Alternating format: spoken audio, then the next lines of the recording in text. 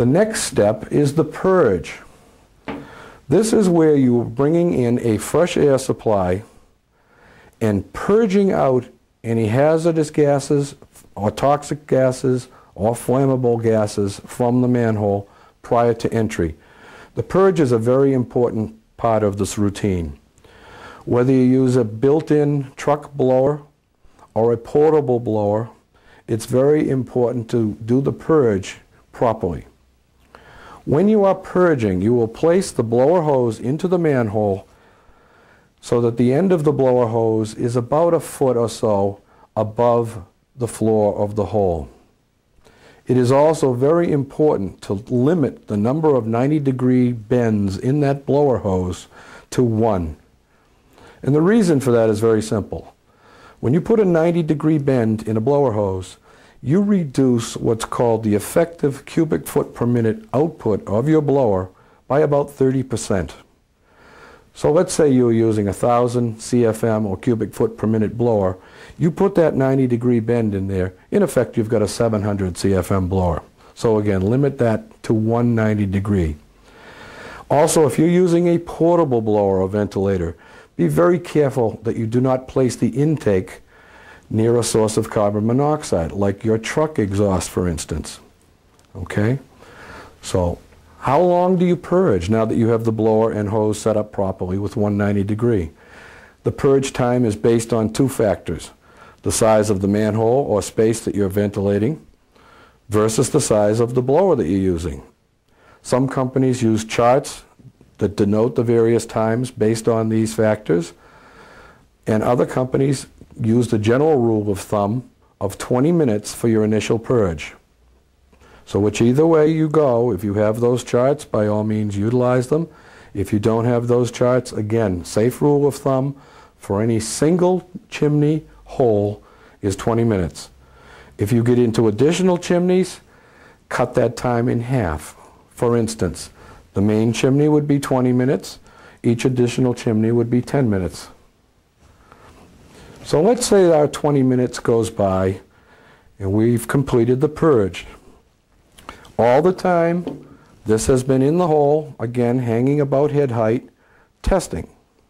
We've got no indication, no alarm indications. We are now going to make the assumption that it's safe to go into the hole. Again, no indication of any alarms. Very important to remember, though, once a person enters the manhole, that ventilator or blower cannot be turned off.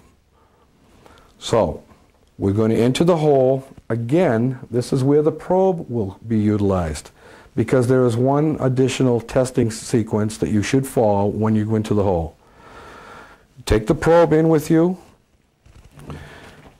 Pick up the remote unit from where you had it hanging. Okay. Put the probe assembly together. And this will allow you now to do what we call the sniff test of the corners. Simply place the cover over the remote again, the coupler, over the remote again, and go to the corners. Go to your high corners and sniff. 6 squeezes for each corner. All 4 corners high. And what you're looking for are any gases that might be contained in pockets at the tops. Gases that are lighter than air, for instance, methane. Then you would sniff test all 4 lower corners, looking in this case for any gases that are heavier than air, like propane. Again, 6 sniffs at each corner. Now suppose I'm testing over in this corner up here and I get an indication of gas. Well, there is a procedure that you should follow if that happens. Now don't forget, when this was hanging in the center of the hole, we had no indication of gas. However, in some conditions, especially when it's very muggy out, or if we're in a what's called a steam hole, in other words, a hole that is nearby steam lines, that steam or mugginess could trap gases from being totally purged out during the purge routine.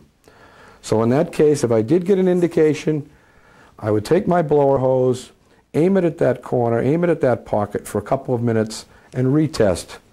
If I now retest and I have no indication of gas, I know I was successful in dislodging that pocket. If I still had an indication of gas, I'd make the presumption at that case that I had a problem and I would exit that space. The probe is also very useful and should be utilized for sniffing out any open ductwork or conduits. Simply place the probe into the duct as far as you can and do your 6 sniffs.